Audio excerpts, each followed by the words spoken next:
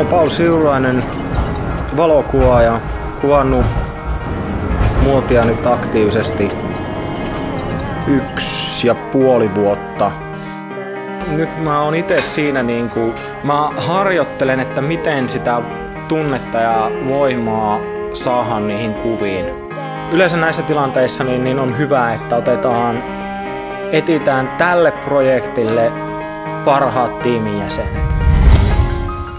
Mulla oli jo jotenkin valmiiksi tähän settiin semmoinen näkemys, että hänellä voisi olla vaatteita, jotka sopis hyvin tähän, niin mä lähdin sitten pyytään jo Jussia mukaan. Suomi-muoti varmaan tälleen kuluttajan ja tämmöisen tavallisen kaduntallaajan mielestä on sitä Marimekkoa ja Nansoa. Mutta se on myös ollut hienoa huomata, että nyt nämä suomalaiset suunnittelijat ei enää välttämättä lähde suunnittelemaan, että nyt pitää olla skandinaavista designia ja tällaista, ja täällä uskalletaan tehdä myös sitä omaa juttua. Kesken projektin tapahtui semmoinen yllättävä käänne, että mä tutustuin Outi Pyyhyn. Mielestäni suomalaiset on tänä päivänä ja itse asiassa maailmalla niin suomalaiset, siis muiden Pohjoismaiden mukana, niin luetaan erittäin trendikkääksi porukaksi. Me ollaan sellaista jengiä, jota tällä hetkellä seurataan tosi paljon.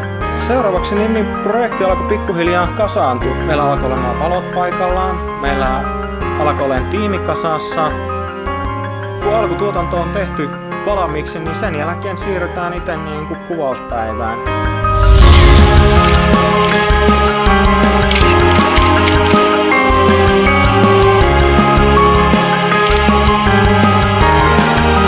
Se on ihan todella hieno hetki, kun näet, kun se muuttuu eläväksi.